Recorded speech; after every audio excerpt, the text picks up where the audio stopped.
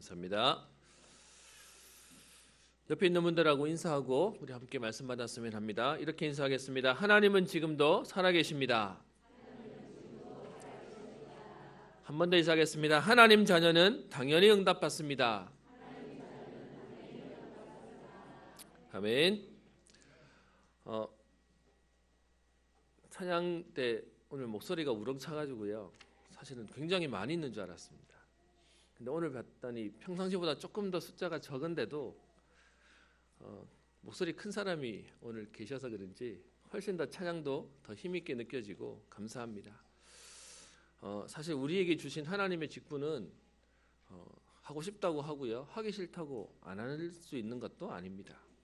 그런데 우리가 그럴 힘이 없어서 때로는 감당하지 못할 때도 있습니다. 그런데 감사한 건요, 우리의 능력과 수준과 상관없이 하나님은 오늘 우리 인사한 것처럼 하나님의 자녀이기에 우리에게 마땅한 응답을 허락하시는 것입니다. 그래서 오늘도 주예전에 나온 저와 여러분들은요, 우리의 실력, 우리의 능력, 우리의 수준과 상관없이 오늘도 언약 붙잡는 이 시간에 하나님께서는 우리에게 은혜를 더하여 주실 것입니다. 지난 주간 우리 하나님이 이스라엘 백성과 언약을 맺으시는 장면의 내용을 봤습니다. 이스라엘 백성들은 사실 출애굽하고 3개월 동안 계속해서 이스라엘 백성들은 불신앙과 불평과 원망과 그리고 한계를 느꼈던 이스라엘 백성인데요. 그럼에도 불구하고 하나님은 하나님의 백성에게 오래 참으시며 그들과 언약을 맺으십니다. 그래서 내 말을 듣고 내 언약을 지키면 너희가 모든 민족 가운데 내 소유가 되며 그리고 제사장 나라가 되며 거룩한 백성이 될 것이다 라고 약속하십니다. 하는 거 봐서 하나님이 중간에요, 안 될 것 같으니까 포기하겠다, 아니 그거 없던 것으로 하겠다 하시지 않으시고요. 하나님은 여전히 그 언약이 우리에게 유효하시도록 이끌고 계십니다. 그래서 혹시 지금까지 우리가 안 된다 할지라도요, 약하다 할지라도 오늘 복음 안에서 우리가 회복하면 됩니다. 제가 어제 같이 사역했던 저희 청년 우리 회장이 서울에서 결혼식이 있었습니다. 그래서 같이 또 사역을 했던 관계고 하다 보니까 꼭 와서 조금 순서를 하나 맡아달라고 해서 한 2년 만에 이제 결혼식을 가게 되었습니다. 그렇게 갔더니 같이 함께 뒹굴었던 또 청년들도 만나게 되고요. 이런저런 반가운 사람도 보게 되었는데 제가 잊을 수 없는 게 우리 그 당시에 같이 사역했던 친구인데요. 부모님이 지금은 공군 장교로 계시다가 전역하시고 군선교를 위해서 신학교를 감당하고 졸업하고 이번에 목사 안수를 받으신 부모님이 계십니다. 굉장히 신실하시고 제가 옆에서 뵈도요 참 멋있다라고 생각하는 분이신데 그 집에 아들이 하나 있는데요. 이 아들은 좋게 말하면 굉장히 능동적이고요. 나쁘게 말하면 어디로 튈지 모르는 친구입니다. 그래서 본인 나름대로 사실은 고등학교는 일본에서 나오고 대학교는 미국에서 나오고 그러다 보니까 한국에 와서 뭐 좋은 회사에서 취직도 되고 했던 친구입니다. 근데 워낙에 이 친구가 자유분방하다 보니까 우리나라 회사에 들어왔는데 그 제일 좋다고 하는 넥슨이라고 하는 회사 누구는 들어가기도 어렵다고 얘기합니다. 근데 그 회사 들어가는데 6개월 만에 사표 내고 나와버렸어요. 이 회사가 다녀가지고 세계복음화 못한다는 겁니다. 그래가지고 세계복음화 하려면 사업을 해야 되겠다고 해서 사업을 시작했는데 지금까지 꼬로박고 있는 친구입니다. 근데 이제 친구가 워낙 가지고 있는 생각이 많다 보니까 이렇게 저렇게 하는 친구인데 사실은 이 친구가 우리가 같이 신앙생활하는 이 가운데 여러분 사람이 모이고 또 어떤 면에서는 인간이 모이다 보니까 한계도 있고 약점도 있습니다. 이 복음운동 가운데 있는 응답과 축복들 속에 있으면서도 불구하고 약점들이 보이고 한계들이 보이는 것들 때문에 이 친구가 이제 불만이 좀 생긴 겁니다. 그래서 제가 기억하기에 제가 대구에 오게 되고 이 친구가 교회를 떠나서 막 이렇게 돌아다닌다는 얘기를 들었습니다. 결혼식에 갔더니 이 친구가 나타나는 겁니다. 사실 너무 보고 싶었고 또 어떻게 지내는지 궁금한 친구인데 이 친구가 나를 보더니 눈물을 글쓰면서 하는 얘기가 있습니다. 목사님 제가 할 말이 너무 많아요. 분위기를 보니까 다시 나타난 거 보니까 하나님이 뱅뱅뱅 돌리시다가 다시 데려다 놓으셨어요. 그러면서 저한테 한마디 하더라고요. 다른 사람은 모르겠는데 목사님은 제 얘기를 들어주실 것 같아서 너무 보고 싶었다는 겁니다. 근데 열차로 표를 끊어놔서 오늘은 못 들어주고 다음에 한번 들어줄 테니까 그때 얘기하자라고 했습니다. 뭔 얘기를 하고 싶은 거냐? 사실 그 아버지 되시는 목사님이 그 당시에는 장로님이시죠. 저만 보면 우리 아들 지금 이런 상황입니다. 기도해 주세요. 저런 상황입니다. 기도해 주세요. 라고 하셨습니다. 근데 결론부터 얘기하면 그런데 하나님은 하나님의 자녀를 절대 포기 안 하십니다. 결국은 하나님은 다시 하나님의 응답 속으로 집어넣게 되어 있습니다. 그 친구가 짧은 한마디지만 목사님 할 말이 너무 많아요 라는 얘기 속에 하나님이 많이 돌리셨구나 라는 생각이 들었습니다. 뭔 얘기를 들으려고 하냐? 하나님이 이스라엘 백성과 언약을 맺으셨다는 건요. 하나님은 포기하지 않으시겠다는 겁니다. 그 응답 가운데 하나님이 우리를 이 자리에 앉혀놓으시고 그런 우리를 통하여 하나님 우리의 가정과 현장과 후대와 지역과 시대를 살리시겠다고 약속하신 것입니다. 그래서 오늘도 우리는요 하나님의 언약만 잘 붙잡으면 됩니다. 오늘도 그 비밀 가운데 우리가 어떻게 했냐, 우리가 그만큼 감당이 되었냐, 사실 감당하면 좀 빠르긴 합니다. 그런데 하나님은 오늘도 우리를 응답의 축복으로 이끌어 가실 것입니다. 지난주에는 6절까지 말씀을 봤고요. 오늘은 그 다음 내용을 보려고 합니다. 하나님이 이스라엘 백성에게 약속을 내리시는 장면 가운데 오늘 3절에 하나님이 모세를 시내산에 불러 올리시고 그리고 여호와께서 모세에게 그를 불러 야곱의 집에 이스라엘 자손들에게 이렇게 전하라라고 얘기합니다. 그랬더니 7절에 모세가 내려와서 백성들을 부르기 전에 백성의 장로들을 먼저 불러서요. 여호와께서 자기에게 명령하신 그 모든 말씀을 그들 앞에 진술합니다. 이 당시는 지금처럼 이렇게 집회가 모여 있는데요. 우리 여기에 한 지금 150명 정도 안 될 겁니다. 이 당시에 장정만 60만 명이 모였는데요. 시설이 없어요. 뭐 스피커가 있는 것도 아니고 건물이 있는 것도 아니고 이 말을 아무리 전해도요. 그 200만 명이 되는 사람이 다 들을 수가 없는 겁니다. 그래서 만들어 놓은 시스템이 뭐냐? 장로들을 세우는 겁니다. 그 장로들에게 하나님 말씀을 전달하게 하고요. 그 장로가 가서 백성에게 말씀을 전달하게 하는 겁니다. 지금 우리가 하는 중직자 운동이 바로 이 일을 하는 건데요. 우리가 하나님의 말씀을 받아서 그 그 말씀이 현장에 흘러들어가도록 전달하는 일들을 우리에게 맡기신 것입니다. 그래서 7절에 모세가 내려와서 백성의 장로들을 불러서 여호와께서 명령하신 그 말씀을 그 앞에다가 진술합니다. 그랬더니 장로들이 8절에 백성에게 가서 그 말씀을 다 전달합니다. 그러고 나니까 그 백성들이 일제히 응답하여 여호와께서 명령하신 대로 우리가 다 행하겠다라고 하는 회신을 받아들고, 그리고 모세가 다시 여호와께 그 말씀을 아래로 나오는 겁니다. 그랬더니 9절에요. 여호와께서 모세에게 이렇게 얘기하십니다. 이스라엘 백성들이 하나님의 말씀대로 행하고 우리가 그 말씀대로 따르겠습니다라고 하는 그 말을 듣고 난 뒤에 여호와께서 오늘 9절에 이렇게 표현합니다. 내가 빽빽한 구름 가운데서 내게 임함은이라고 하면서 그동안은 모세에게 말씀하셨던 하나님이 이스라엘 백성 앞에 나타나시겠다라고 얘기하십니다. 그래서 오늘 여러분들과 함께 보는 우리 말씀 페이퍼에 하나님의 임재 강림이라고 얘기했는데요. 지금까지 사실은 하나님은요, 모세와 대화하시면 돼요. 그리고 대화할 수 있는 능력도 있으셨습니다. 3절에 그렇게 대화했던 하나님이 지금요, 백성 앞에 임재하시겠다, 그들에게 보이시겠다라고 얘기합니다. 그래서 오늘 하나님의 임재에 대한 하나님의 모습들을 조금 살펴보려고 하는데요. 19장 9절에 내가 빽빽한 구름 가운데서 하나님은 임재하시겠다라고 얘기합니다. 오늘 본문 속에 그 내용들이 여러 번 나오는데요. 16절에 가시면 아침에 우레와 번개와 빽빽한 구름이 산 위에 있고, 지금 하나님의 임재의 모습을 설명하고 있는 겁니다. 그러면서 우레와 번개와 그리고 나팔 소리가 매우 크게 들리니 진중에 있는 모든 백성이 다 떨더라.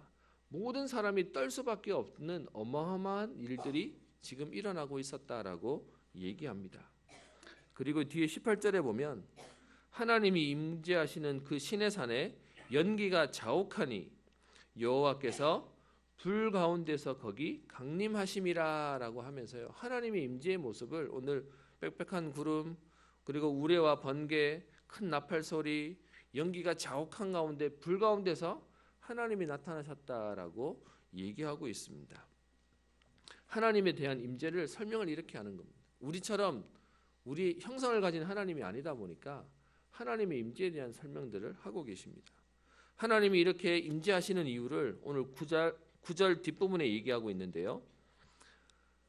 내가 빽빽한 구름 가운데서 내게 임함은 내가 너와 말하는 것을 백성들이 듣게 하며 또한 너를 영영히 믿게 하려 함이니라라고 얘기하면서요. 하나님은 그냥 이끌어 가시면 되는데 하나님이 임재하시는 하나님의 증거를 보이셔서 이스라엘 백성들로 하여금 영영히 믿도록이요. 그래서 하나님의 임재를 체험하도록 하나님은 오늘 역사하시겠다라고 말하고 있습니다. 그러면 오늘 우리에게 질문이 좀 있죠. 왜 하나님은 빽빽한 구름 가운데 나타나셔야 됩니까? 이 내용을 조금 이해를 하려면 우리 뒤에 있는 부분들을 좀 봐야 되는데요. 그래서 이렇게 하나님은 임재하시겠다고 9절에 약속하시면서 10절에 모세에게 이스라엘 백성으로 하여금 준비를 하라라고 얘기합니다. 10절에 보시면 여호와께서 모세에게 이르시되 너는 백성에게로 가서 오늘과 내일 그들을 성결하게 하며 그들에게 옷을 빨게 하고 준비하게 하여 셋째 날을 기다리게 하라라고 얘기하고 있습니다. 3일 뒤에 그들에게 임재할 것이니까, 그들을 만나러 내려올 것이니까 그 하나님이 만날 수 있도록 이스라엘 백성에게 준비하는 시간을 가지도록 말씀하시는 것입니다. 왜 3일을 기다리라고 얘기하십니까? 하나님이 내려오시는데 준비할 게 많아서가 아니고요. 사실은 그 의미가 무엇인지를 알고 보도록, 그리고 그 의미의 중대성과 준비할 수 있는 시간을 하나님이 주시는 겁니다. 그래서 오늘 성례 주일도요. 사실 일주일 전에 광고를 드린 이유는 그냥 오늘 와봤더니 뭐 성례하네, 오늘 뭐 행사가 있네, 이게 아니고요. 우리에게 진짜 거기에 대한 마음을 담고 이유를 알고, 그래서 하나님 주시는 은혜와 응답들을 누리도록 광고를 미리 드리는 겁니다. 그래서 그렇게 3일을 준비하면서 이스라엘 백성에게 부탁하는 것이 뭐합니까? 옷을 빨게 하도록 얘기합니다. 무슨 말입니까? 진짜 중요한 일이기 때문에 옷을 빨라고 얘기합니다. 근데 사실은 단순히 옷을 빨게 하는 것이 아니고요. 내적인 준비를 하기 위해서 외적인 준비도 하게 만드는 겁니다. 저 뒤에 22절에 보면요. 또 여호와께서 가까이 하는 제사장들에게 그 몸을 성결히 하게 하라라고 얘기하고 있습니다. 사실은 옷을 빨라는 말이요. 우리의 몸과 마음과 또 우리의 내면과 외면을 다 준비하는 시간을 갖도록 얘기하는 것입니다. 오늘 본문에 대한 내용을 모세가 나중에 모압 광야에서 이스라엘 백성들을 모아놓고 다시 설명하는 장면이 신명기 4장 11절부터 나와 있는데요. 그 장면에 가보시면 오늘에서는 옷을 빨라라고 얘기하고 있지만 너희의 몸과 그리고 옷을 정결하게 하고 선결하게 하라라고 하는 내용이 나와 있습니다. 왜 이렇게 우리에게 선결하게 하도록 하는 내용을 말하고 있습니까? 지저분하게 나가면 안 되는 그런 도의적인 것 때문이 아니고요. 하나님 임재에는 굉장히 많은 것들이 담겨져 있습니다. 디모데전서 6장 16절에 보면 이런 표현이 있는데요. 오직 그에게만 죽지 아니함이 있고 가까이 가지 못할 빛에 거하시고 어떤 사람도 보지 못하였고 또 볼 수 없는 이신이라고 하면서 하나님에 대한 부분을 설명하고 있습니다. 또 시편 104편 2절에 보면 주께서 옷을 입음같이 빛을 입으시며 하늘을 휘장같이 치시며라고 얘기합니다. 우리 하나님은요 어마어마한 광채를 가지신 분이시기 때문에 인간이 이 하나님의 빛을 보면 감당이 안 되는 겁니다. 그래서 실제로 여러분 예수님을 핍박하던 사울이 예수님을 체험하고 그 빛을 받았는데 눈이 멀어버려서 평생 그것이 그에게 약점이 되었다라고 하는 구절도 있습니다. 그래서 이스라엘 백성들이 지금 하나님을 만나는 걸 너무 두려워할 수밖에 없는 것입니다. 그래서 하나님이 지금 인간을 만나러 오시겠다고 얘기하는데 하나님이 있는 그 빛으로 그대로 오시면 우리 인간이 상해버리니까 하나님이 인간을 만나실 수 있도록 구름으로 빛을 가리시겠다는 마음 그 표현으로 빽빽한 구름 가운데 오시겠다라고 얘기합니다. 그러면서 10절에 옷을 정결하게 성결하게 준비하라고 얘기하면서요. 11절에 셋째 날에 온 백성이 있는 그 시내산에 강림할 것이다 라고 얘기합니다. 그러면서 아마 여러분 12절 13절에 있는 내용을 보시면 조금 이해가 안 되실 부분일 텐데 너는 백성을 위해 주위의 경계를 정하고 너희는 삼가 산에 오르거나 그 경계를 침범하지 말지니 산을 침범하는 자는 반드시 죽임을 당할 것이라.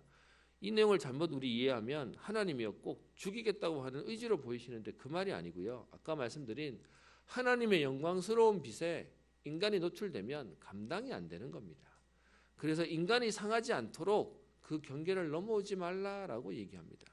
그 내용이 여러분 21절에 보면 나와 있죠. 여호와께서 모세에게 이르시되 내려가서 백성을 경고하라. 백성이 밀고 들어와 나 여호와에게로 와서 보려고 하다가 어떻게 해요? 많이 죽을까 하노라. 사실은 하나님은 죽이시겠다는 게 아니고요. 보호하시겠다고 그 경계를 정하시고 얘기하시는 겁니다. 22절에 또 여호와께 가까이 하는 제사장들에게 그 몸을 성결히 하게 하라. 나 여호와가 그들을 칠까 하노라라고 얘기합니다. 그 뒤에요 23절에도 그 산에 오르지 못하게 해야 되는데 그 이유가 24절에 얘기합니다. 나 여호와에게로 올라오지 못하게 하라. 내가 그들을 칠까 하노라라고 얘기합니다. 하나님의 그 영광스러움에 인간이 상하지 않도록 하나님이 빽빽한 구름 가운데 나타나시겠다라고 얘기합니다. 그러면서요 오늘 봤던 우리 16절에 우레와 번개라고 얘기하는데 실제로 하나님의 임재에 대한 성경의 구절에 보면 우레와 번개와 같은 모습으로 오신 내용들을 얘기합니다. 여러분 이 말은 오해하셔서 지금도 우레치고 번개치고 하면 하나님 임하시냐 이렇게 이해하시면 안 되고요. 하나님의 임재에 대한 설명을 가지고 얘기하고 있습니다. 시편 77편 18절에 보면 회오리 바람 중에 주의 우레소리가 있으며 번개가 세계를 비추며 땅이 흔들리고 움직였나이다 라고 얘기합니다. 시편 97편 4절에는 그의 번개가 세계를 비추니 땅이 보고 떨었도다 라고 말하고 있습니다. 무슨 얘기를 하는 거냐? 여러분 우리는 오늘 지금 하나님의 임재에 대한 부분을 말씀드리고 있는데요. 그렇게 하나님이 임하시면 세상도 감당이 안 되는 겁니다. 나라가 감당이 안 되는 겁니다. 그런데요, 그 어마어마한 하나님이 저와 여러분들을 만나러 우리에게 임하셨다는 것입니다. 그 정도가 아니고요, 그 하나님의 임재가 온 땅이 천지가 개벽이 될 만큼 진동할 만큼 그 어마어마한 하나님이요, 성령으로 우리 안에 오셨다는 것이 어마어마한 축복입니다. 그게 우리가 가지고 있는 신분입니다.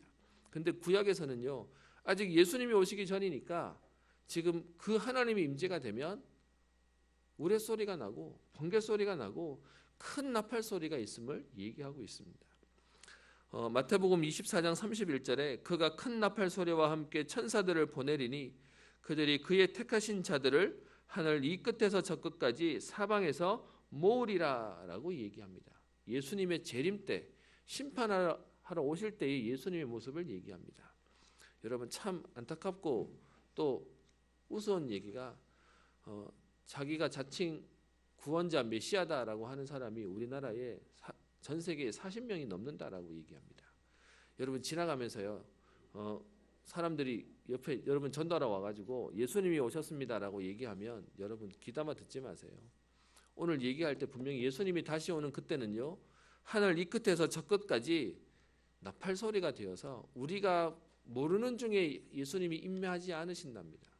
그 시간을 우리가 모를 뿐이지 예수님이 오셨다는 건 온 세상 사람들이 알 수 있을 그 응답으로 오신다라고 얘기합니다. 그래서요, 제가 아는 한 친구는 그렇게 얘기하더라고요. 서울에 어디 같이 길을 가고 있을 때였는데 누가 와서 예수님이 오셨다고, 이제 그러면서 그 사람이 뭐 이렇게 누구라고 얘기를 하길래 이 친구가 약간 농담도 잘하는 친구거든요. 뭐라고 얘기하냐? 나한테는 얘기 안 하시던데? 라고 얘기하더라고요. 뭔 얘기냐? 하나님의 임재는 누구는 알고 누구는 모르게 임재하시는 게 아니고요, 온 세상이 알도록 임재하십니다. 그래서 나팔 소리 가운데 하나님이 임하신다라고 얘기하고 있습니다. 그리고 연기가 임했다는 말의 의미는 뭐냐? 불이 붙으니까 연기는 날 수밖에 없는 것이죠. 그래서 그 하나님의 임재에 대한 설명들을 얘기하시면서 오늘 그 하나님이 이스라엘 백성들을 만나 오늘 언약을 맺으시고 확인하시는 겁니다. 지난주의 말씀은 하나님이 모세와 함께 이스라엘 백성을 언약을 맺으시겠다라고 하시는 거고요. 오늘 여러분과 보는 장면에서는 실제로 그 하나님이 이스라엘 백성을 만나러 이 땅에 임재하시는 장면을 얘기하고 있습니다. 그러면서 우리 다음번에 보게 될 출애굽기 20장에는 십계명을 말씀하시는 겁니다. 여러분, 많은 사람들이 십계명을 율법으로 이해하셔가지고 그래서 이걸 지키면 복받고 이거 안 지키면 벌받고라고 얘기하는데, 오늘 하나님이 이스라엘 백성이 나오지 못하게 하는 이유는 하나님이 그들을 보호하시는 것이 하나님의 계획이시고 그게 하나님의 의도십니다. 지금도 하나님은 우리에게 말씀을 주시고 우리와 언약 맺자고 하시는 이유는 우리를 살리기 위해서 하시는 하나님의 응답입니다.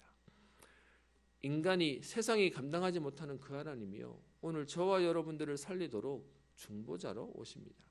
이런 어마어마한 하나님인데요, 그런데 이 어마어마한 하나님을 인간은 감당할 수가 없기에 하나님이 구름 가운데 오시겠다고 얘기하고요, 경계를 세워서 들어오지 못하도록 하나님이 말씀을 하십니다. 심지어 오늘 보시면 20절에 여호와께서 시내산 산꼭대기에 강림하셨다라고 얘기합니다.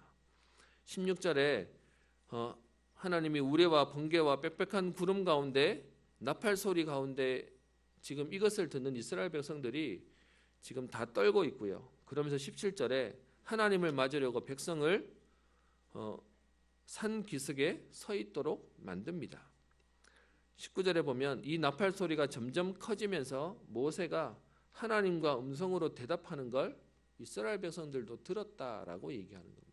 어떤 면에서 이스라엘 백성들은요, 옛날부터 하나님을 믿었지만 한 번도 하나님을 체험한 적이 없습니다. 그냥 그랬다더라 저랬다더라 라고 하는 건데, 지금 이스라엘 백성들에게 400년 동안 응답이 없었던, 하나님이 반응이 없다고 생각하는 이스라엘에게 오늘 지금 어마어마한 우레와 번개 소리와 나팔 소리 가운데 하나님이 음성 가운데 임재하시고 강림하셔서 만나시고 있는 겁니다. 그래서 20절에 모세를 산으로 불러드립니다.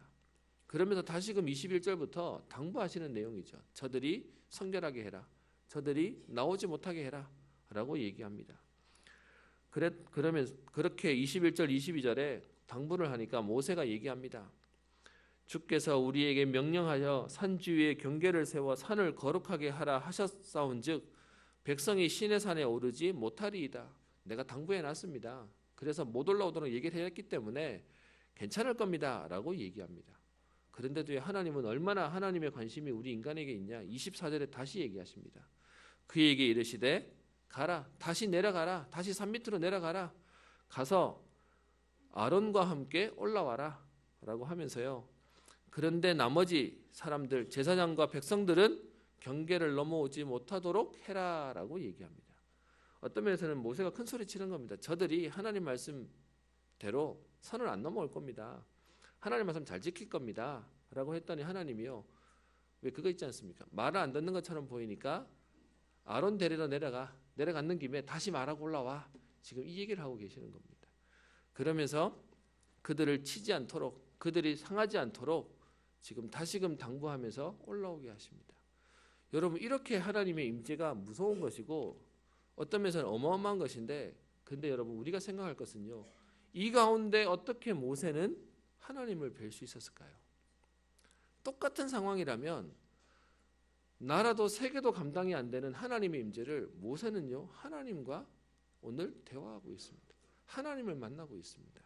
그래서 오늘 말씀 속에 중보자라고, 중재자라고 썼는데요, 여러분 민수기 12장 4절부터 13절에 보면 모세에 대한 기록이 나와 있습니다. 모세가 실수하는 장면이 나오는데요, 모세가 구스 여자를 본인의 아내로 취하게 됩니다. 단순히 그냥 또 하나의 아내를 구했다, 그게 아니고 구스 여자라고 하면 이방 여자입니다. 그래서 이방 여자라고 얘기하면 언약이 없는 여자를 얘기하는 겁니다. 그 여자를 아내로 취하게 되니까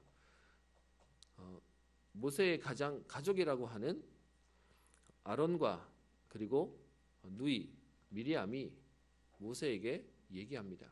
너만 선지자냐?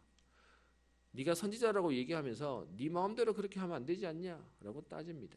그랬더니 하나님이 나타나셔서요, 미리암과 아론을 불러드립니다.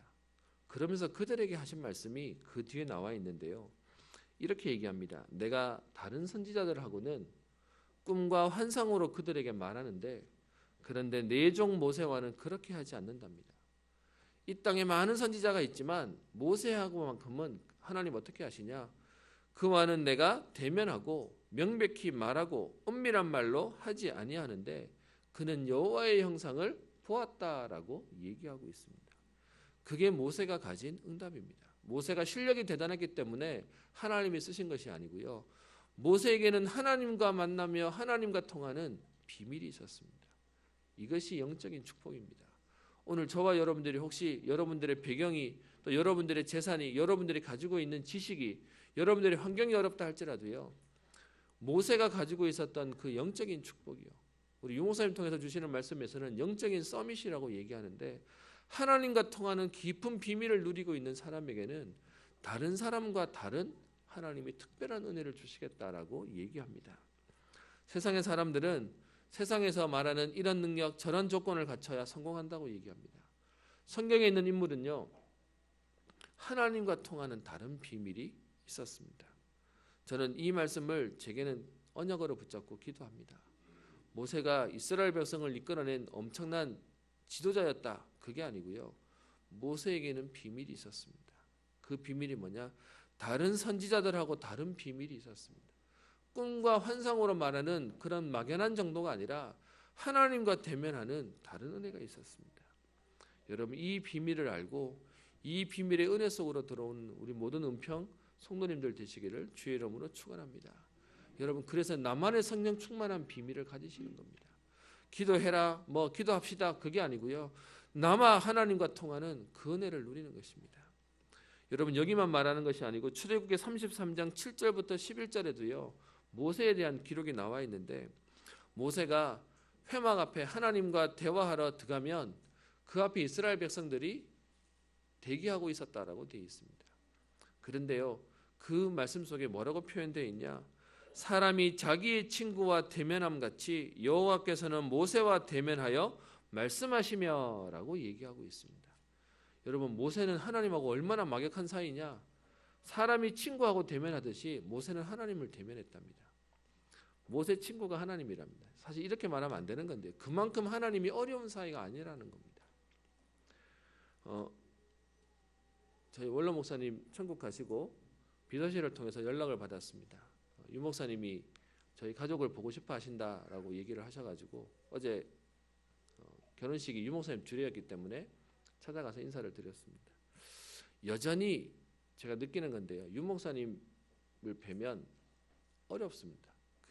확실히 어른이고 하다 보니까 되게 조심스럽습니다. 여러분 모세가 하나님을 만나는데 우리 인간이 누군가를 만나는 거하고 분위기가 똑같겠습니까? 그런데요 성경은 어떻게 표현하냐, 사람이 친구와 대면함 같이 모세가 여호와께서 모세와 대면하여 말씀하셨다라고 되어 있습니다. 그게요 영적인 비밀과 기도의 비밀을 아는 사람이 가진 축복입니다. 그게 모세에 대한 응답입니다. 그런데요 이런 모세를 통해서 이스라엘 백성은 하나님을 만나게 되고 중보자, 중재자의 역할을 하게 되는데 매번 모세가 아니면 안 되니까 하나님은요 이제는요 예수 그리스도가 직접 오셔서 우리가 하나님을 만나는 통로를 여셨습니다. 그게 우리가 예수 그리스도를 붙잡는 응답이거든요. 여러분 시간이 좀 가지만 우리 히브리서 10장에 있는 말씀을 잠깐 좀 보도록 하겠습니다.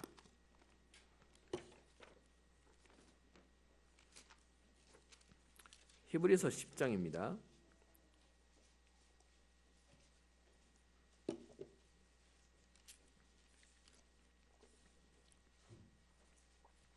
히브리서 10장이 이렇게 되어 있습니다. 10장 1절 눈으로 같이 보면서 조금 확인했으면 하는데요.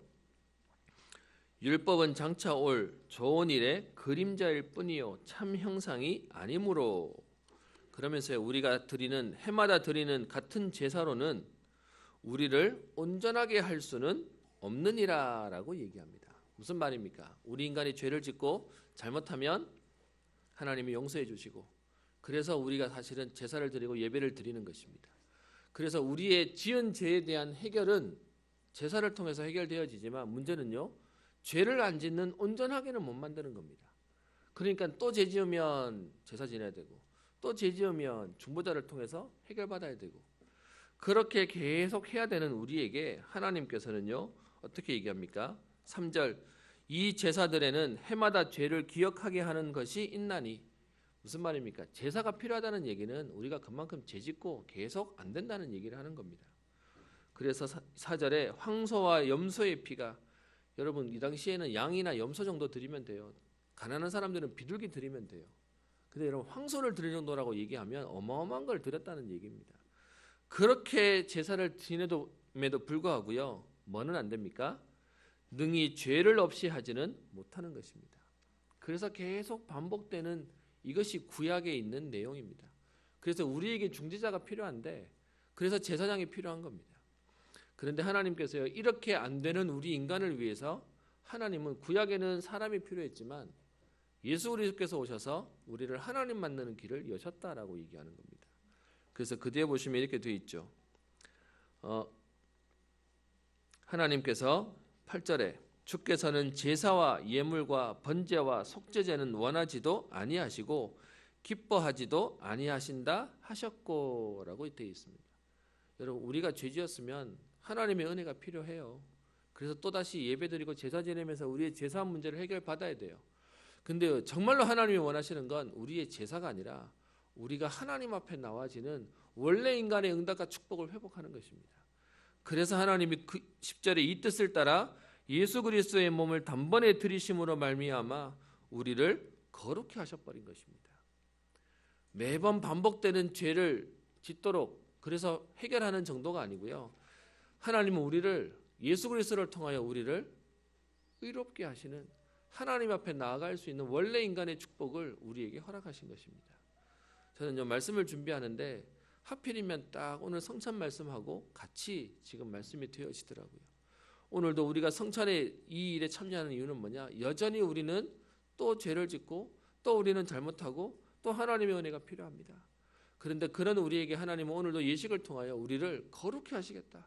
하나님이 주시는 응답 가운데 우리를 사하심 정도가 아니라 우리를 하나님이 쓰실 수밖에 없는 응답의 사람으로 만들어 가시겠다라고 얘기합니다. 11절에 보시면 제사장마다 매일 서서 섬기며 자주 같은 제사를 드리되 이 제사는 언제나 죄를 없이 하지 못하거니와 라고 얘기합니다. 그래서 여러분 누가 필요하다? 맞는 말이지만 그런데 답은 하나님 우리에게 그리스도를 주셨습니다. 그래서 12절에 얘기합니다. 오직 그리스도는 죄를 위하여 한 영원한 제사를 드리시고 하나님 우편에 앉으사 자기 원수들을 자기 발등상이 되게 하실 때까지 기다리시나니 14절 그가 거룩하게 된 자들을 한 번의 제사로 영원히 온전하게 하셨느니라 라고 말씀하고 있습니다.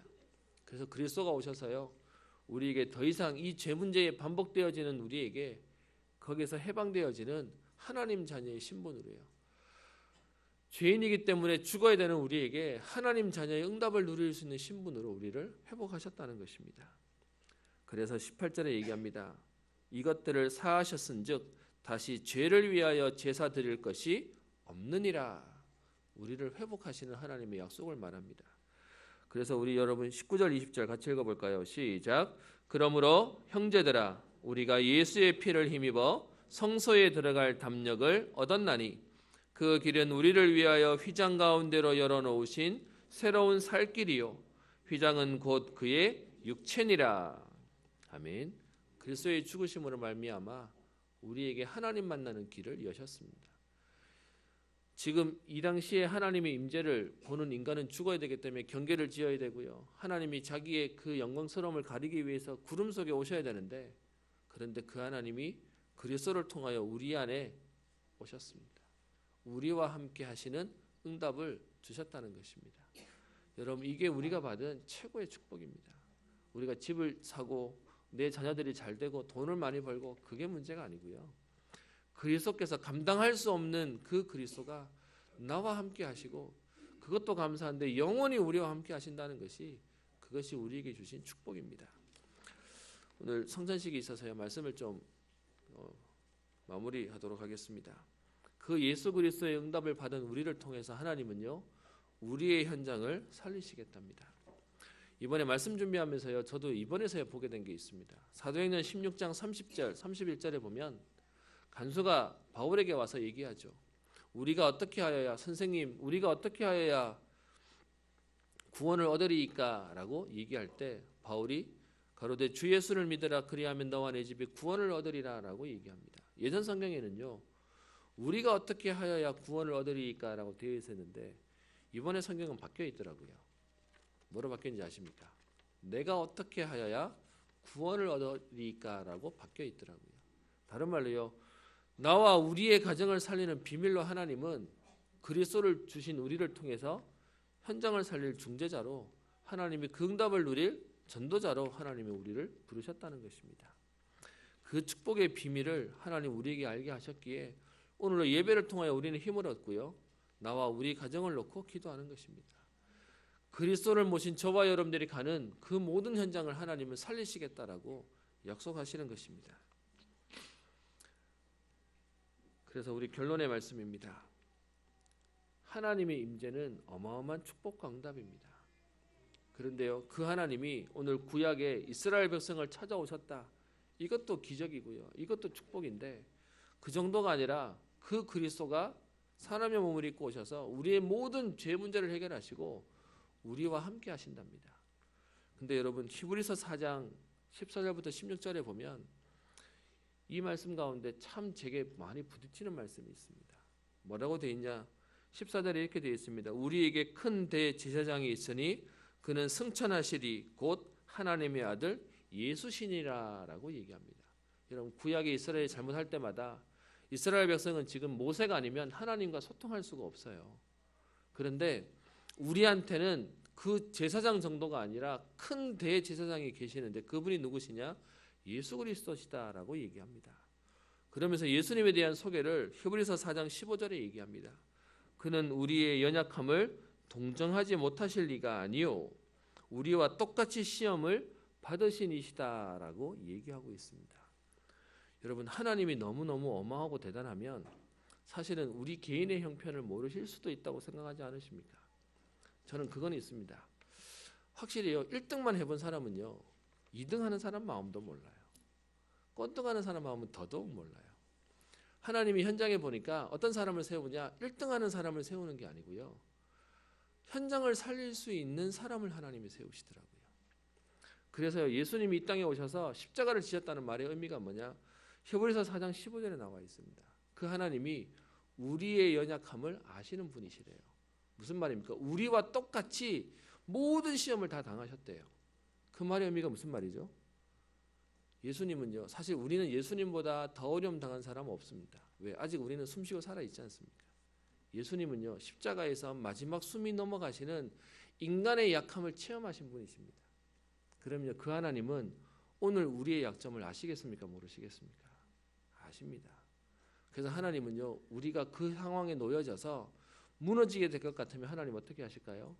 우리를 보호하시는 것입니다. 우리의 약점을 너무 잘 아시는 분이십니다. 그래서 오늘 말씀 속에 우리의 연약함을 동정하지 못하실 분이 아니고, 그래서 16절에 얘기합니다. 긍휼하심을 받고 때를 따라 돕는 은혜를 우리에게 주시겠다라고 얘기하는 겁니다. 우리가 얼마나 약한지, 우리가 얼마나 어떤 면에서 모자란지 하나님이 더 잘 아신다는 겁니다. 왜 못했냐라고 물으시는 분이 아니고 그럴 수밖에 없음을 하나님은 아신다라고 얘기합니다. 그래서요, 때를 따라 돕는 은혜를 주시겠답니다. 그래서요, 뭐 하기만 하면요, 오늘의 결론입니다. 은혜의 보좌 앞에 담대히 나오랍니다. 구약 시대에는요, 못 나오게 했어요. 나오면 죽는다고, 상한다고, 오지 말라고 얘기했어요. 그런데 하나님은요, 오늘 우리에게 그리스도를 통하여 은혜의 보좌 앞에 나오기만 하면 때를 따라 돕는 하나님 은혜를 주시겠다라고 얘기합니다. 제가 참 좋아하는 성경 구절입니다. 때를 따라 돕는 은혜요. 내가 약하면 하나님 약한 줄 아신대요. 왜 그것밖에 안 되냐고 책망하시는 게 아니고요. 그 하나님이 지금 약한 줄 아셔서 때를 따라 돕는 은혜를 하나님 주시겠답니다. 그래서 오늘 제목이 임재하시는 하나님이요. 구약에서는 절대 만날 수 없었던 하나님인데 우리에게는 오늘도 그 이름을 부르면 누릴 수 있는 응답을 우리에게 허락하셨습니다. 여러분, 이 축복의 비밀을 여러분 오늘도 누리시고, 그리고 이 비밀을 여러분 현장에까지 전달하는 전도자의 걸음 되시기를 주의 이름으로 축원합니다. 우리 시간 성찬 예식을 우리 거행하도록 하겠습니다.